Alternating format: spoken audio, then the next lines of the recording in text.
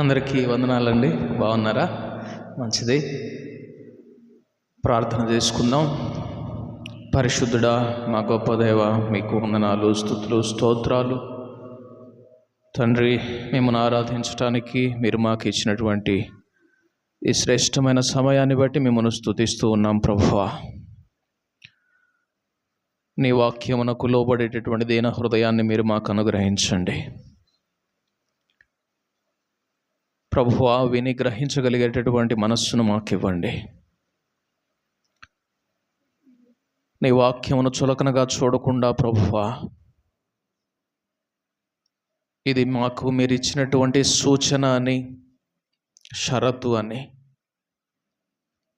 దీనికి మేము లోబడినప్పుడే నిత్య జీవమును సంపాదించుకొనగలమని మేము గ్రహించినట్లు ప్రభువా, మా అందరి హృదయాలను మీరు తెరవండి, సిద్ధపరచండి. మీ ఆత్మకార్యమును మా మధ్య మీరు జరిగించండి. నీ ఆత్మ లేని నాడు మేము మృతులమే ప్రభువా. తండ్రి, మీరే మాకు అధికారిగా ప్రభువుగా ఉండండి. మీ వైపు చూస్తూ ఉండగా మీ వెలుగును మాకు మీరు అనుగ్రహించండి. ప్రతి ఒక్కరిని ప్రభువా మీరు దర్శించండి. నాతో మా అందరితో మీరు మాట్లాడమని యేసు నామమునందు ప్రార్థించి అడిగి వేడుకుంటున్నాము తండ్రి, ఆమేన్. ఒక 2 వచనాలు చూద్దాం. కీర్తనల గ్రంథము 36వ అధ్యాయం 9వ వచనం చూద్దాం. నీ యొద్ద జీవపు ఊట కలదు, నీ వెలుగును పొందియే మేము వెలుగు చూచుచున్నాము. అలాగే ఇంకొక వచనాన్ని కూడా చూద్దాం. యోహాను వ్రాసినటువంటి మొదటి పత్రిక 1వ అధ్యాయము 5 నుండి 7 వచనములు చదువుకుందాం. మేమాయన వలన విని మీకు ప్రకటించు వర్తమానమేమనగా, దేవుడు వెలుగై ఉన్నాడు, ఆయన యందు చీకటి ఎంత మాత్రమునూ లేదు. ఆయనతో కూడా సహవాసము గలవారమని చెప్పుకొని చీకటిలో నడిచిన ఎడల మనం అబద్ధమాడుచు సత్యమును జరిగింపకుందుము.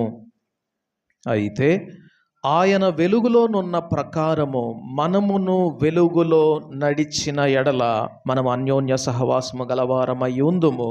అప్పుడు ఆయన కుమారుడైన యేసు రక్తము ప్రతి పాపము నుండి మనలను పవిత్రులనుగా చేయును. ఇప్పుడు చదువుబడినటువంటి 2 లేఖన భాగాలని జాగ్రత్తగా గుర్తుపెట్టుకొని ధ్యానం చేద్దాం. మొదటగా చదివినటువంటి లేఖన భాగంలో నుంచి కీర్తనల గ్రంథం 36:9వ వచనంలో, నీ యొద్ద జీవపు ఊట కలదు, నీ వెలుగును పొందియే మేము వెలుగు చూచుచున్నాం. కండిషన్ నంబర్ 1, షరతు. మొదటి షరతు ఏంటంటే, మనం వెలుగు చూడాలి అంటే అది ఎక్కడి నుంచి రావాలి? దేవుని యొద్ద నుండే రావాలి. ఆయన వెలుగును పొందుకుంటేనే మనం వెలుగును చూడగలం. ఆయన యొద్ద నుండి మనం వెలుగును పొందుకుంటేనే మనం వెలుగును చూడగలం. Condition number 1. రెండవ కండిషన్ ఏంటంటే, ఆయన వెలుగులోనున్న ప్రకారము మనమును వెలుగులో ఉండవలెను అని ఉన్నదా లేఖన భాగం? జాగ్రత్తగా చూడండి. అక్కడ యోహాను రాసినటువంటి మొదటి పత్రిక 1వ అధ్యాయం 7వ వచనం, అయితే ఆయన వెలుగులోనున్న ప్రకారం మనమును వెలుగులో నడిచిన ఎడల. దేవుడేమో వెలుగులో ఉన్నాడట, మనమేమో వెలుగులో నడవాలట. ఆయన వెలుగులోనున్న ప్రకారం మనము కూడా వెలుగులో ఉండిన ఎడల ఆయనతో అన్యోన్య సహవాసము గలవారమై ఉందుము అని చెప్పట్లేదు లేఖనం. జాగ్రత్తగా వినండి. అర్థమవుతుందా? వ్యత్యాసం అర్థమవుతుందా మీకు? ఆయన వెలుగులో ఉన్నాడు కాబట్టి మనము కూడా వెలుగులో ఉంటేనే మనం ఆయనతో సహవాసం కలిగిన వారం అవుతాము అని లేఖనం చెప్పట్లేదు. ఏమని చెప్తున్నదో తెలుసా? ఆయన వెలుగులోనున్న ప్రకారం మనం వెలుగులో నడవాలట. వెలుగులో ఉండడానికి వెలుగులో నడవడానికి చాలా తేడా ఉంది. ఇప్పుడు మనం అందరం కూడా వెలుగులో ఉన్నాం. ఒకసారిగా అర్ధరాత్రి అయింది అనుకుందాం, కరెంట్ కట్ అయింది. చుట్టూ చీకటి, కానీ మీ చేతిలో ఒక టార్చ్ లైట్ ఉంది. ఆ టార్చ్ లైట్ వెలుతురులో మీరు నడవడానికి ఆస్కారం ఉందా లేదా? నడవచ్చు. ఆ అనుభవానికి ఇప్పుడున్న దానికి తేడా ఏంటి? ఇప్పుడు మీరు నడవడానికి ఆస్కారం ఉంది, మీరు నడవచ్చు. అప్పుడు కూడా మీ చేతిలో టార్చ్ లైట్ ఉంది, అప్పుడు మీరు నడవచ్చు. రెండింటికి తేడా ఏంటంటే, అప్పుడు మిమ్మల్ని ఎవరూ చూడరు, ఇప్పుడు మిమ్మల్ని ఎవరైనా చూస్తారు. అర్థమవుతుందా? వెలుగులో నడిచే విషయంలో ఎవరు నిన్ను గమనించకపోవచ్చు, ఎవరు నిన్ను సర్టిఫై చేయకపోవచ్చు, ఎవరు కూడా నువ్వు దేవుని మార్గంలో నడుస్తున్నావని చెప్పని నిన్ను గుర్తించకపోవచ్చు. అంత మాత్రాన నువ్వు చీకటిలో ఉండకూడదు. నువ్వేం చేయాలి? వెలుగులో నడవాలి. సరే, వెలుగులో నడవడం అంటే ఆ చేతిలో ఉండే టార్చ్ లైట్ ఏంటో ఇప్పుడు మీకు తెలుసా? చెప్పండి. వాక్యము. నీ వాక్యము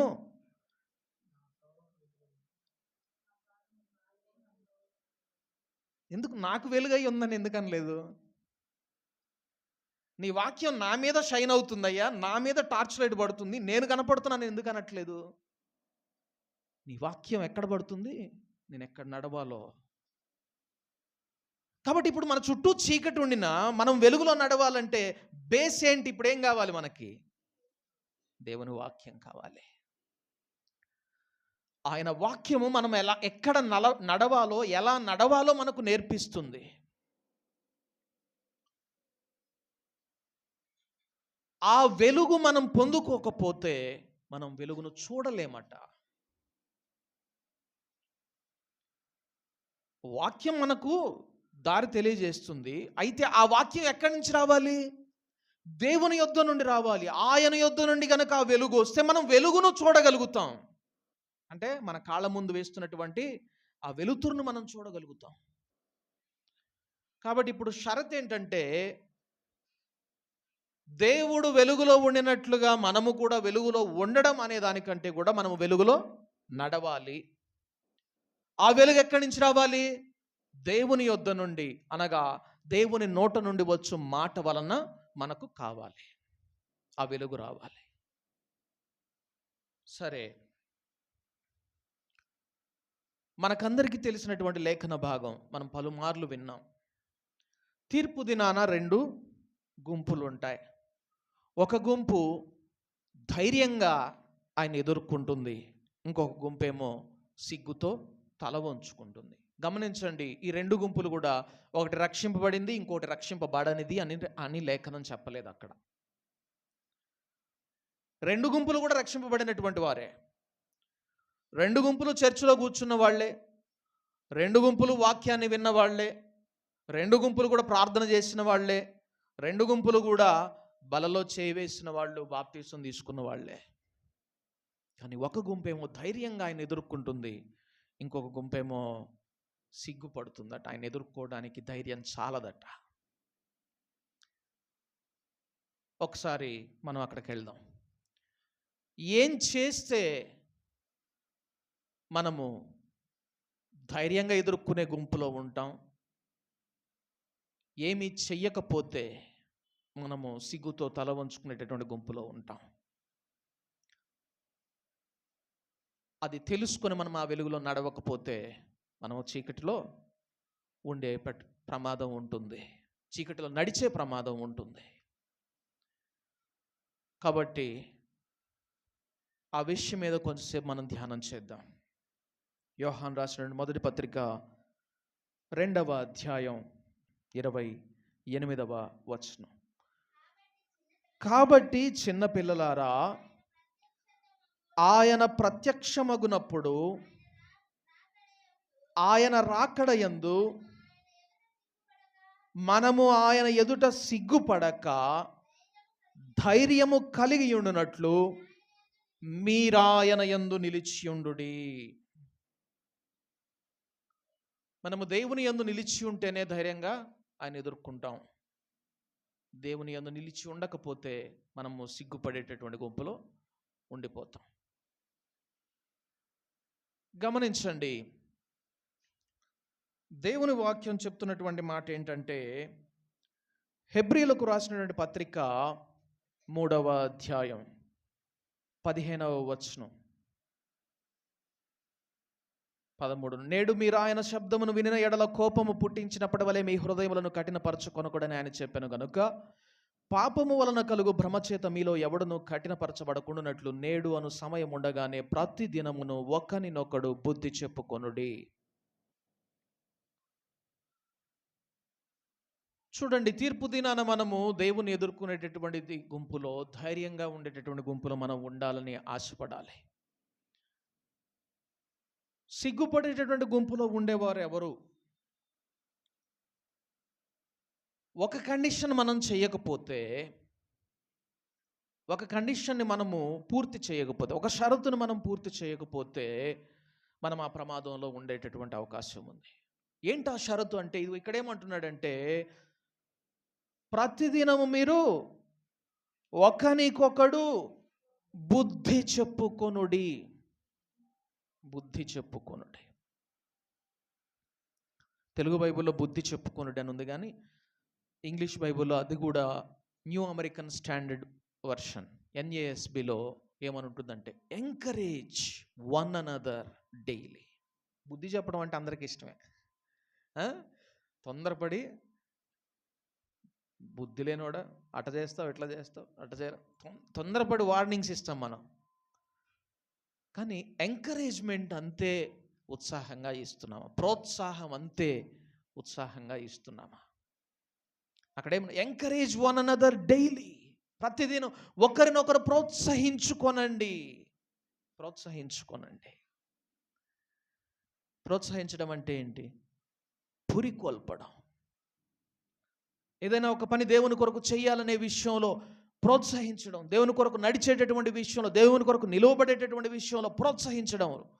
రండి మనము దేవుని సేవిద్దాం, రండి మనము దేవుని కొరకు నిలవబడదాం, రండి మనము ప్రార్థిద్దాం, రండి ఈ విషయంలో దేవుని కొరకు సాక్షులుగా నిలవబడదాం అని పురికొల్పడం, ప్రోత్సహించడం.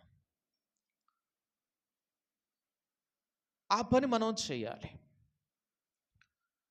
అలాగా చేయకుండా దానికి బదులుగా కీర్తనల గ్రంథము 40వ అధ్యాయం 15వ వచనం, నన్ను చూచి ఆహా ఆహా అని పలుకువారు తమకు కలుగు అవమానమును చూచి విస్మయమొందుదురుగాక. గమనించండి, తీర్పు దినాన అవమానంతో, సిగ్గుతో ఉంటుందట ఒక గుంపు. ఒక గుంపేమో ధైర్యంగా దేవుణ్ణి ఎదుర్కొంటుందట. ఆ గుంపు అవమానంతో, సిగ్గుతో ఉండడానికి కారణం ఏంటో తెలుసా? ఇక్కడ సహోదరుని చూచి ఏం చేసింది? ఆహా ఆహా బాగా అయిందిలే అన్నదట.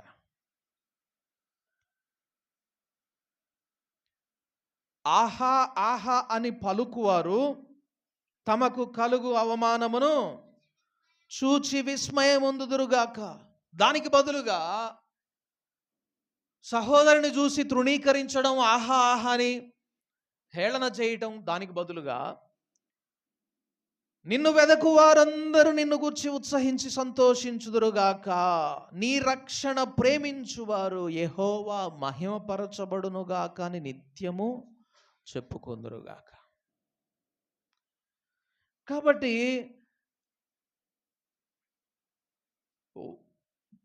తృణీకరించడము, హేళన చేయడం, దానికి బదులుగా దేవుని మహిమను వెదకేవారు, దేవుని రక్షణను గూర్చి ప్రకటించువారు, దేవునిని ఘనపరచాలని ఆయన రక్షణను ప్రేమించేవారు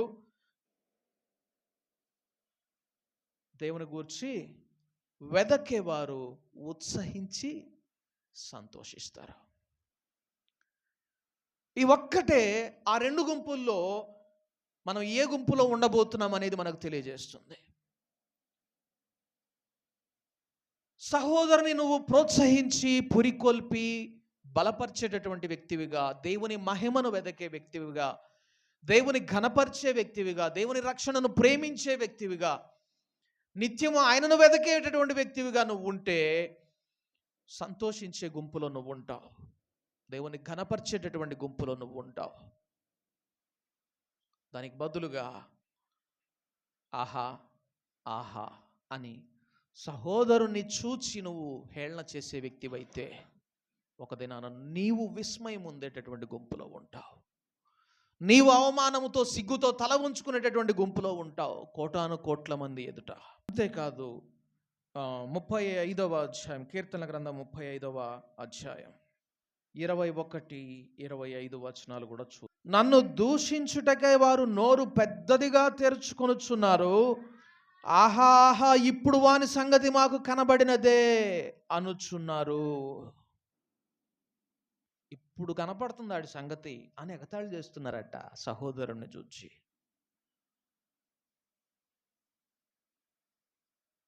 నోరు పెద్దదిగా చేసి మరీ దూషిస్తున్నారట.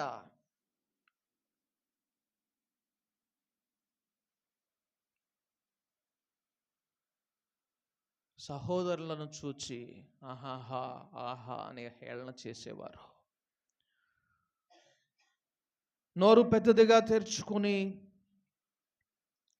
ఇప్పుడు కనపడుతుంది వాటి సంగతి అని అనేవారు. అలాగే 25వ వచనం కూడా చూద్దాం. 25వ వచనం, ఆహా మా ఆశ తీరెను అని మనస్సులో వారు అనుకొనకపోదురుగాక, వాని మృంగివేసితమని వారు చెప్పుకొనకయుందురుగాక.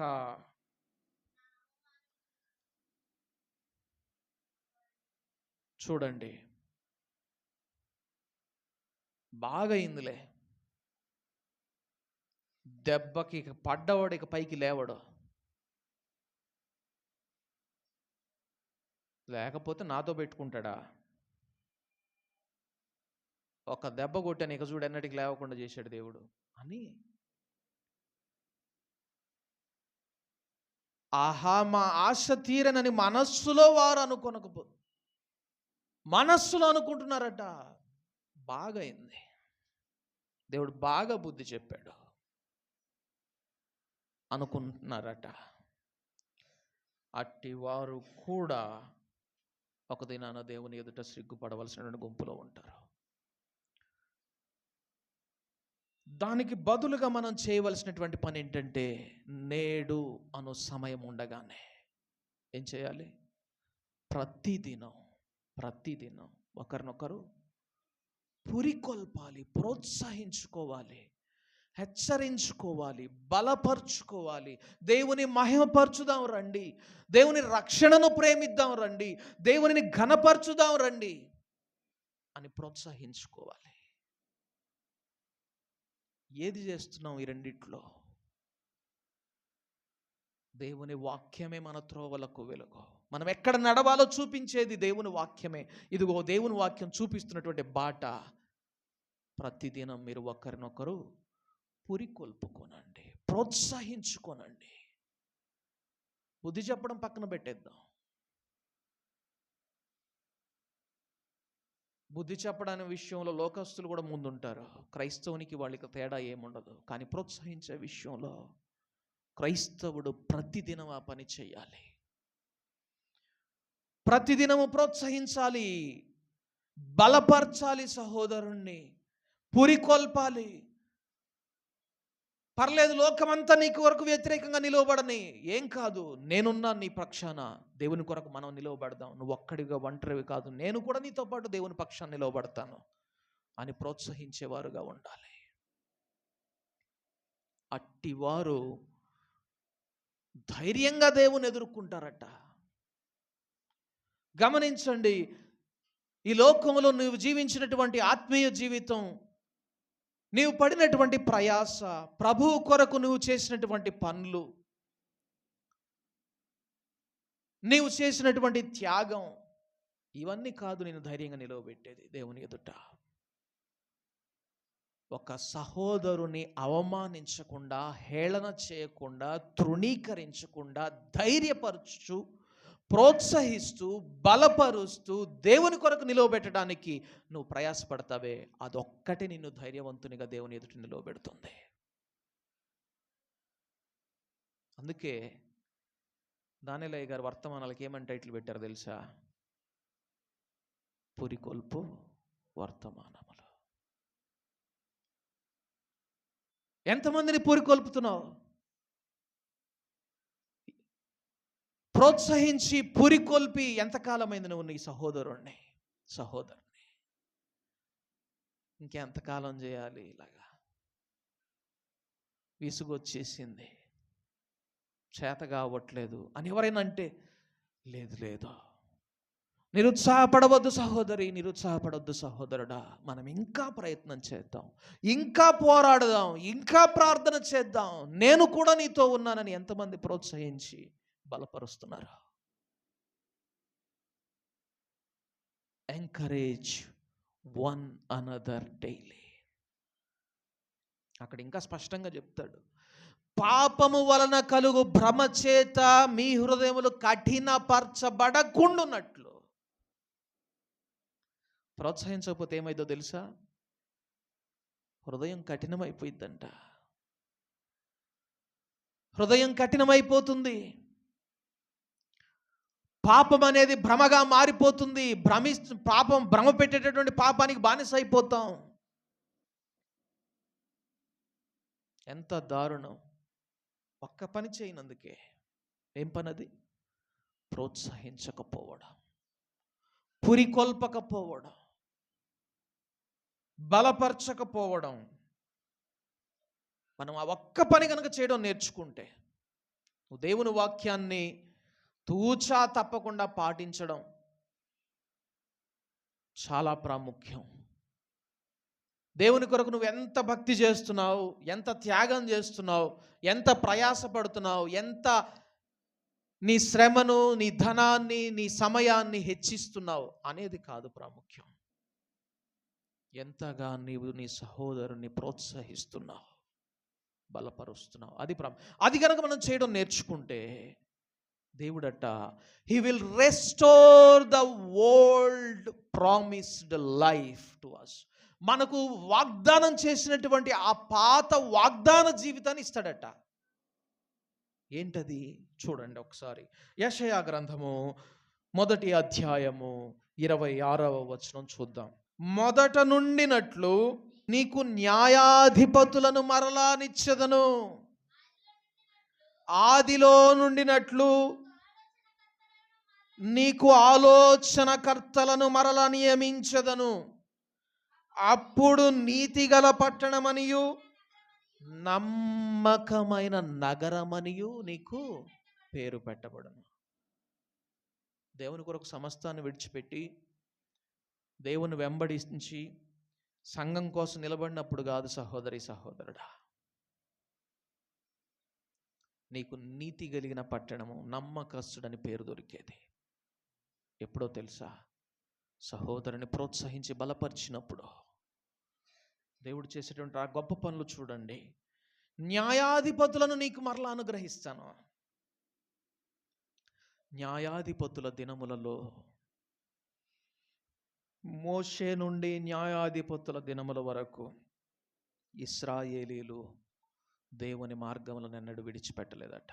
మధ్యలో న్యాయాధిపతి లేనప్పుడు దారి తప్పిపోయారు, కానీ న్యాయాధిపతి ఉండినప్పుడు మరలా దేవుని యొద్దకు వచ్చారు వాళ్ళు. న్యాయాధిపతులు ఉండడం వల్ల ఏంటంటే, దేవుని మార్గంలో నుండి తొలగిపోయినప్పుడు వారిని హెచ్చరించి మరలా దేవుని మార్గంలో తీసుకొని రాబడడం జరిగింది ఇశ్రాయేలీలు. అంతేకాని చెరలోనికి పూర్తిగా విడిచిపెట్టబడలేదు. న్యాయాధిపతులను మరలా మీకు ఇస్తాను, ఆదిలో నుండినట్లు నీకు ఆలోచనకర్తలను మరలా నియమించదు. ఆలోచనకర్తలు ఇస్తాడట. ఒకసారి యోబుతోటి మాట్లాడుతూ దేవుడు అంటాడు, ఆలోచన సభలో నీవు ఉన్నవాడవా? యోబును అంటాడు, మానవాళికి ధర్మశాస్త్రమును నియమించినప్పుడు ఆ ఆలోచన సభలో నువ్వు ఉన్నావా అని ప్రశ్నించాడు. ఆలోచనల కర్తల సభ అంటే మామూలు విషయం కాదు తెలుసా? దేవదూతల ద్వారా నియమింపబడినటువంటి ధర్మశాస్త్రం ఒక పెద్ద ఆలోచన సభలో ఇవ్వబడిందట. ఆలోచన కర్తల సభలో ఇవ్వబడిందట. ఇంకొక మాటలో చెప్పాలంటే దేవుని వాక్యము ఇవ్వబడుతుంది ఆలోచనకర్తల ద్వారా. దేవుని వాక్యం మరింతగా మనకు అనుగ్రహించబడుతుంది. అప్పుడు నీతిగల పట్టణమనియు నమ్మకమైన నగరమనియు నీకు పేరు పెట్టబడును. ఆ పై వచనాల్లో చూస్తే దేవుడు కూడా ఈ ఆహాహ అనే వాళ్ళని చూసి శత్రువులుగా భావించి వారి మీద పగ తీర్చుకున్న తర్వాత ఇదంతా చేస్తానంటాడు.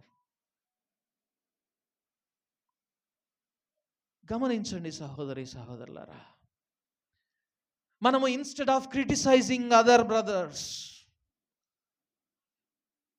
ఇతర సహోదరులను మనము విమర్శించడం, తృణీకరించడం, హేళన చేయడానికి బదులుగా ప్రోత్సహించడం, పురికొల్పడం అనేది గనక అలవాటు చేసుకుంటే, చూడండి, న్యాయాధిపతులను మనము పొందుకున్న వారం అవుతాం. ఆలోచనకర్తలు మన మధ్యలో లేస్తారట. అప్పుడు నీతి కలిగిన పట్టణమని నమ్మకమైనటువంటి నగరము, నమ్మకమైన సంఘం, నీతి కలిగినటువంటి సంఘం అని దేవుడు పేరు పెడతాడట.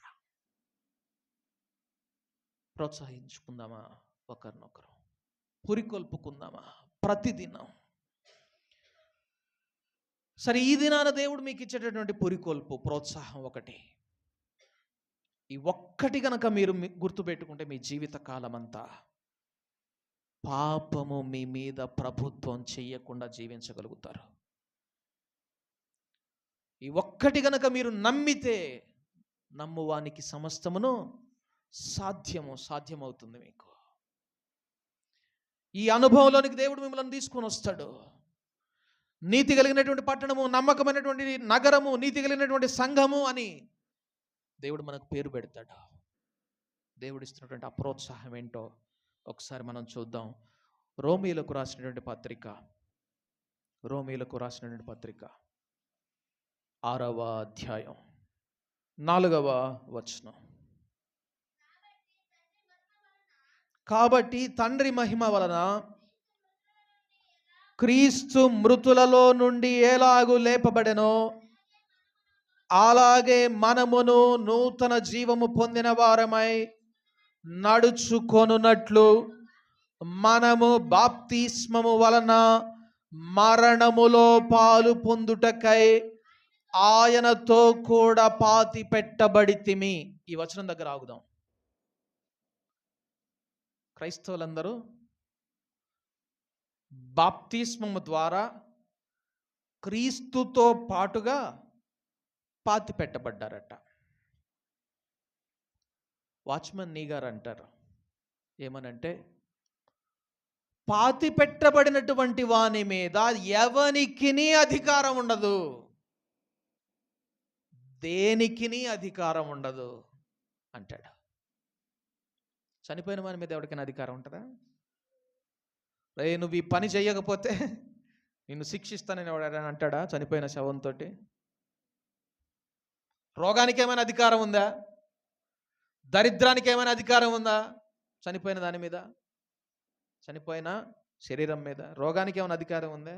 లేదు. రోగం కూడా ఏం చేయలేదు, ఏ తెగులు ఏం చేయలేదు, దరిద్రత ఏమీ చేయలేదు, ఐశ్వర్యము ఏమీ చేయలేదు. దేనికి అధికారం లేదు, పాపానికి కూడా అధికారం లేదు. ఆ విషయాన్ని మీరు విశ్వసించండి. పాపానికి ఎన్నడూ మీ మీద అధికారం ఉండదు అన్నాడు వాచ్మెన్ని. అంతేకాదు, అపవాదికి మీ మీద అస్సలే అధికారం లేదు. ఇక అపవాదికిని వాని క్రియలకు మీ మీద అసలు అధికారం లేదు. ఎందుకంటే మీరు ఆల్రెడీ చనిపోయినారు. చనిపోయిన వాళ్ళ మీద ఇంక వాడికి ఏం అధికారం ఉంటుంది? కాబట్టి మన మీద అపవాది క్రియలకు, అపవాదికి అసలు అధికారం లేనే లేదు. వానిని మీరు ఎన్నడూ, వాని మాటల్ని, వాని దూషణల్ని మీరు అసలు నమ్మొద్దు అన్నాడు. ఆ ఒక్క మాట చాలు నువ్వెన్నడూ నిరుత్సాహపడకుండా ముందుకు సాగడానికి. అమ్మో దేవుడు నన్ను విడిచిపెట్టేస్తాడేమో, అమ్మో దేవుడు నన్ను వదిలిపెట్టేశాడేమో. లేదు లేదు, అపవాది యొక్క ఆ మాటలు నీ చెవులకు రానియొద్దు. వాడికి అసలు అధికారం లేదు నీ మీద. ఆల్రెడీ ఆయన నీ కొరకు విడుదలను కొనేసేసాడు. ఆయన నీ కొరకు రక్షణ కార్యాన్ని జరిగించాడు. క్రీస్తు యేసులోనికి బాప్తిస్మం పొందిన మనమందరము ఆయన మరణములోనికి బాప్తిస్మం పొందితమని మీరెరుగరా? మరియు ఆయన మరణము యొక్క సాదృశ్యమందు ఆయనతో ఐక్యము గలవారమైన ఎడల ఆయన పునరుద్ధానం యొక్క సాదృశ్యమందును ఆయనతో ఐక్యము గలవారమవును. ఇప్పుడు కండిషన్ ఏంటంటే, పునరుద్ధాన జీవితం నీలో ఉండాలంటే ముందే జీవితం ఉండాలి, ఆయనతో పాటుగా పాతి పెట్టబడినటువంటి జీవితం నీలో ఉండాలి. అది బాప్తిస్మం ద్వారా దేవుడు మనకు అనుగ్రహించాడట. మరి ఎందుకు ఇంకా ఆ పునరుద్ధాన జీవితం మనలో ఉండడం లేదు? చాలా మందిలో క్రీస్తుతో కూడా లేపబడిన వారై పైన వాటిని వెదికేటటువంటి అనుభవం ఎందుకు ఉండడం లేదు?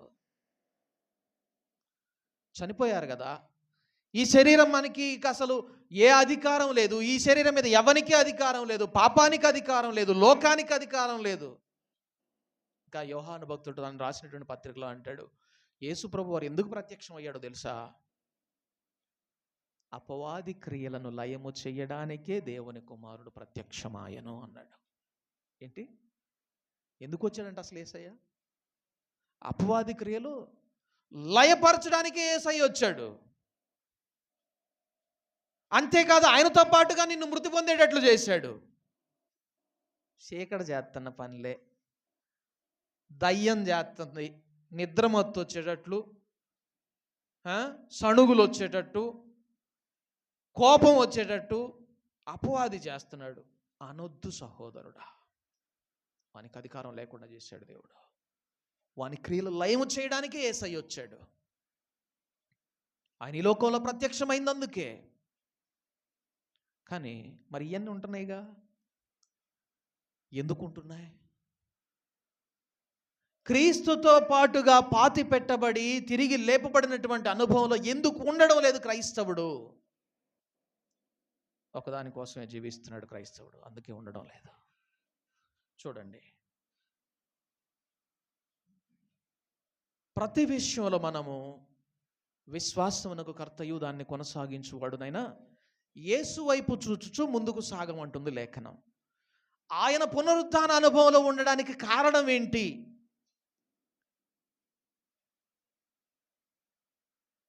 క్రైస్తవుడు ఉండకపోవడానికి కారణం ఏంటి? ఆయన వైపు చూస్తే మనకు అర్థమైపోతుంది. ఆయన చూడండి, రోమాపత్రిక 6వ అధ్యాయము 10వ వచనం చూద్దాం, 7వ వచనం చూద్దాం ఒకసారి. చనిపోయిన వాడు పాప విముక్తుడని తీర్పు పొంది ఉన్నాడు. 10వ వచనానికి వెళ్దాం ఇప్పుడు. ఏలయనగా ఆయన చనిపోవుట చూడగా పాపము విషయమై ఒక్కమారే చనిపోయెను గాని ఆయన జీవించుట చూడగా ఎవరి విషయమై, ఎందుకోసం బ్రతుకుతున్నాడు ఆయన? చెప్పండి. క్రీస్తు ఇంకను జీవించుచున్నాడు అని నమ్మే వాళ్ళందరూ చేతులు ఎత్తండి. క్రీస్తు ఇంకను జీవించుచున్నాడు అని నమ్మేవాళ్ళు ఎందుకోసం జీవిస్తున్నాడు చెప్పండి. ఇప్పుడు ఎందుకోసం జీవిస్తున్నాడు? ఎవరి కోసం జీవిస్తున్నాడు? చెప్పండి త్వరగా.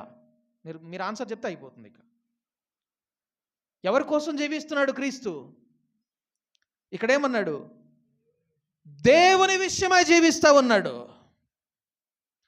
నీవు కూడా పాపము విషయమై చనిపోయి క్రీస్తునందు బాప్తిస్మం ద్వారా పాతి పెట్టబడిన వాడవై తిరిగి లేచి జీవించిన వానివిగా నువ్వు ఉండాలి. అంటే పునరుద్ధాన అనుభవంలో ఉండాలి. నువ్వు దేనికోసం బ్రతకాలి? ఇప్పుడు అర్థమవుతుందా? ఎందుకు పాపానికి ఇంకా మన మీద ప్రభుత్వం ఉంటుంది? ఎందుకు ఇంకా అపవాది మనల్ని నొక్కుతా ఉన్నాడు? ఇంకా అపవాది ఏదో మనల్ని భ్రమ పెడుతున్నట్లుగా మనం ఫీల్ అవుతా ఉన్నాం.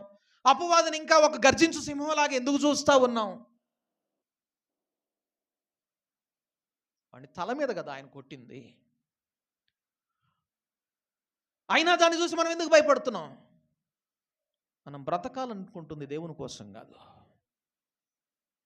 ఆన్సర్ మీ చేతుల్లోనే ఉంది. ఈనాటి నుండి దేవుడు మీకు ఇస్తున్నటువంటి ప్రోత్సాహం, పురికొల్పు, హెచ్చరిక అన్నీ కూడా దీంట్లోనే ఉన్నాయి. మీరు దేవుని కొరకు మాత్రమే జీవించడానికి నిర్ణయించుకోండి.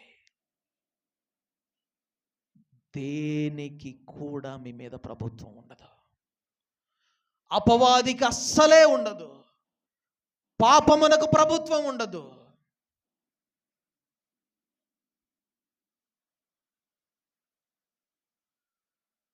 అందుకే అంటున్నాడు, అటువలే మీరును పాపము విషయమై మృతులుగాను దేవుని విషయమై క్రీస్తు యేసునందు సజీవులుగాను మిమ్మల్ని మీరే ఎంచుకోండి. దేనికోసం మీరు సజీవులుగా ఉండాలని కోరుకుంటున్నారు? దేవుని కొరకు మాత్రమే.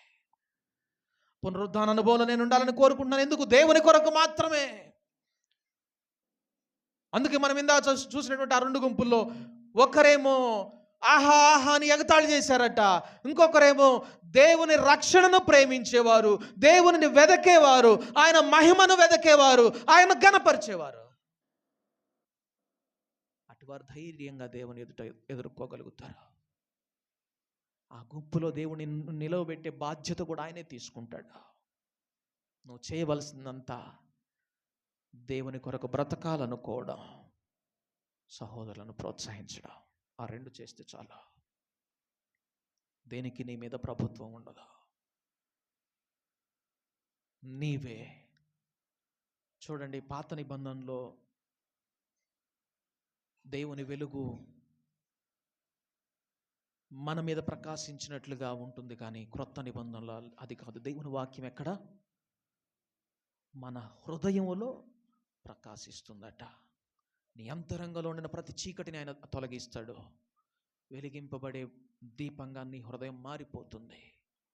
ఇప్పుడు దేవుని వెలుగులో మనం నడుచున్నట్లుగా నీ నుండి వస్తున్నటువంటి ఆ వెలుగులో కూడా సహోదరులు నడవగలుగుతారు. చూడండి, దేవుని యొక్క పురికొల్పు ఏంటో తెలుసా?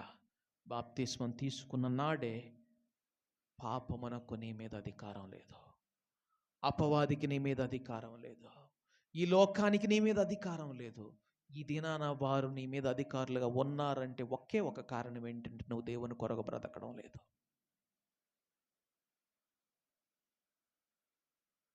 నీ కోసం మాత్రమే బ్రతుకుతున్నావు. నిర్ణయం తీసుకుంటే ఈ దినాన దేవుని కోసం బ్రతకాలని, దేవుని మహిమను వెదకాలని, ఆయన రక్షణను ప్రేమించాలని, ఆయన మాత్రం వెదకాలని నిర్ణయం తీసుకో. నీ మీద ఎవ్వనికి నీ అధికారం ఉండదు. మలిన వస్త్రములు ధరించిన వాడ యెహోషువ అక్కడ నిలబడి ఉంటే యెహోషువ పక్షంగా వాదించిన దేవుడు నీ పక్షం కూడా వాదించడానికి సిద్ధంగా ఉంటాడు. నిర్ణయం తీసుకుంటావా? నేను బ్రతికేది నీ కోసమేనయ్యా ఇక అని నిర్ణయం తీసుకుంటే దేవుడు నీకు అట్టి జయ జీవితాన్ని ఇస్తానని వాగ్దానం చేస్తూ ఉన్నాడు. ప్రార్థన చేసుకుందాం. తల్ల వంచండి. హృదయపు ద్వారాలు తెరుద్దాం. హృదయ కిటికీలు దేవుని వైపు తిప్పుదాం. ప్రభువా, నిజమే, నీవిచ్చిన ప్రోత్సాహం ఎంత గొప్పది. నా మీద ఎవ్వనికి అధికారం లేదని బాప్తిస్మం ద్వారా నేను పాతిపెట్టబడినటువంటి జీవితం అని, నీవు లేపబడడం ద్వారా నీతో పాటు లేచిన జీవితం అని, జయకరమైనటువంటి జీవితం అని నీవు తెలియజేశావు. నా మీద ఏ పాపానికి, ఏ లోక అధికారికి, ఏ ప్రభుత్వానికి, అపవాదికి అధికారం లేదన్నావు. కానీ ఇది ఏవో కొన్ని నా మీద ఏలుబడి చేస్తూ ఉన్నట్లు అనిపిస్తుందయ్యా. వ్యాధి, బలహీనత, అసమాధానము, ఆందోళన, భవిష్యత్తును గూర్చిన అనిశ్చితి ఏదో భారంగా నా హృదయంలో ఉన్నట్టుగా అనిపిస్తుందయ్యా. అవి నా మీద ఏలుబడి చేయడానికి వీల్లేదు. దానికి అంతటికి కారణం ఏంటో ఇదేనా నువ్వు నాకు తెలియజేశావు. నేను దేవుని కొరకై కాక నా కొరకై జీవించాలని ఎక్కడో ఉన్నది నా హృదయంలో, దాన్ని నువ్వు నాకు ఎత్తి చూపించావు. తండ్రి, ఇక మీదట నేను అలాగ ఉండాలని ఆశపడడం లేదు. బ్రతుకుట నేను నా కొరకు కాదు, బ్రతుకుట క్రీస్తు కొరకే అని ఈ దినం నుండి నా నోట నుండి సాక్ష్యం వచ్చినట్లుగా ప్రభువా నా హృదయాన్ని సిద్ధపరచని ప్రార్థన చేసుకుందాం. బ్రతుకువాడను నేనిక కాను, బ్రతుకువాడిల క్రీస్తేసే, నా ప్రభునితో నేను సహా సిలువ వేయబడితిని, నా ప్రభునితో నేను సహా సిలువ వేయబడితిని. శ్రమయు నిందయు దూషణలెల్లను ఆవరించినను, బాధించినను, జీవనయాత్రలో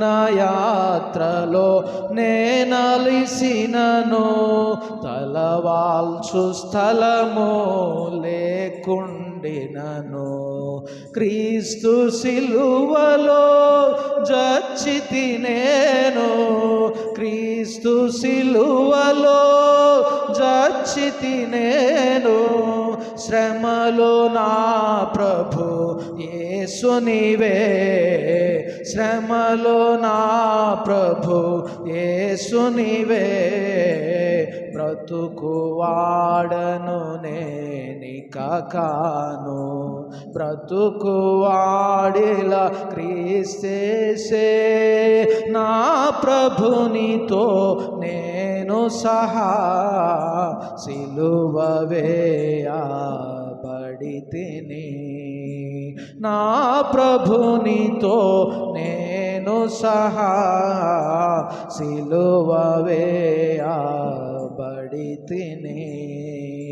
లోకము తోడను నా దేహముతో, ఆకాశమందలి దుష్టాత్మలతో, పాప శరీరపు ఇచ్చల తోడను, భీకర పోరాటం బెదురైనను, భీతిల్లను చింతిల్లను నేను, భీతిల్లను చింతిల్లను నేను, యుద్ధము సహా యెహోవాదే, యుద్ధము సహా యెహోవాదే, బ్రతుకువాడను నేనిక కాను, బ్రతుకువాడిల క్రీస్తేసే, నా ప్రభునితో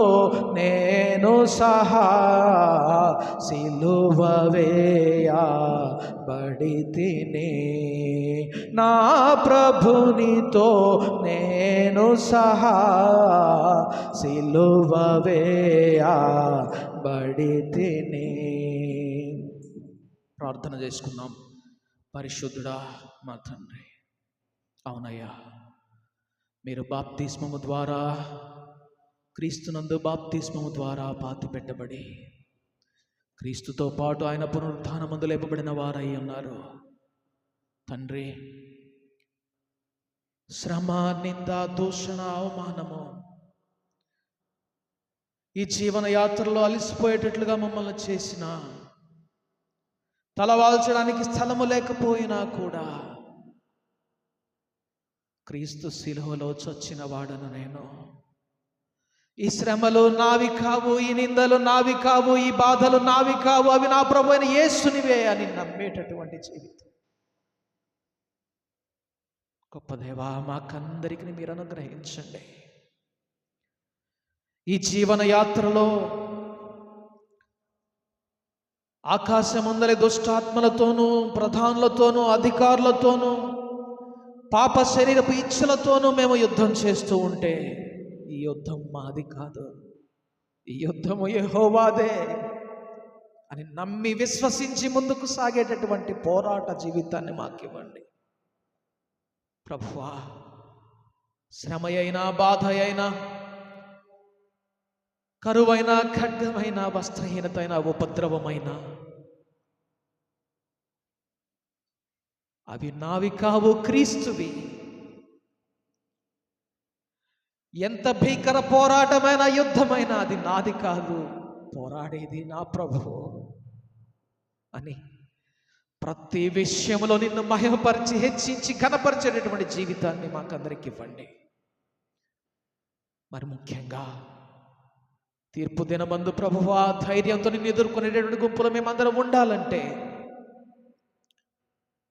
ప్రతి దినము మేము ఒకరినొకరము పురికొల్పుకునే వారిముగా, బలపరుచుకునే వారిముగా, ప్రోత్సహించే వారిగా, ఎన్నడూ నిరాశ నిస్పృహలలోనికి వెళ్లకుండా